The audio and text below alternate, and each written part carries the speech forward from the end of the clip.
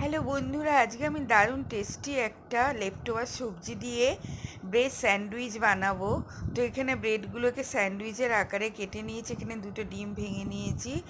এখানে আগের কিছুটা চিচিঙ্গা আলুর সবজি ছিল লেফটোভার, তো সেটা দিয়ে দিলাম ডিমের মধ্যে।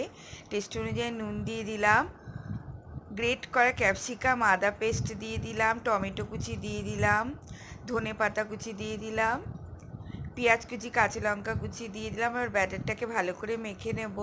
দেখো ব্যাটারটাকে মেখে নিয়েছি এইভাবে, এখানে ব্রেড ক্রাম্প নিয়ে নিয়েছি। এবার ব্রেডগুলোকে আমি এই ব্যাটারের মধ্যে ডুবিয়ে নিয়ে ব্রেড ক্র্যাম্পের মধ্যে একটুখানি আমি মাখিয়ে নেব। দেখো এইভাবে মাখিয়ে নিয়েছি। এবার আমি তাওয়ার মধ্যে একটু বাটার ব্রাশ করে দিয়েছি। এবার ব্রেডগুলোকে এইভাবে দিয়ে দেবো, সবগুলোকে দিয়ে দিয়েছি। গ্যাসের ফ্লেমটা স্লো করা আছে, উপর থেকে একটু বাটার ব্রাশ করে দেব এইভাবে। এটা খেতে কিন্তু দারুণ লাগে আর সেরকমই হেলদি। তো দেখো এইভাবে একটু ঢাকা দিয়ে দেবো। ঢাকাটা খুলে নিয়েছি, এক সাইড হয়ে গেছে, আমি উল্টে দেবো আর এক সাইড ভাজার জন্য। তো তোমরা এইভাবেই লেফটোভার সবজি দিয়ে একবার ট্রাই করে দেখো, স্যান্ডউইচ, ব্রেড স্যান্ডউইচ।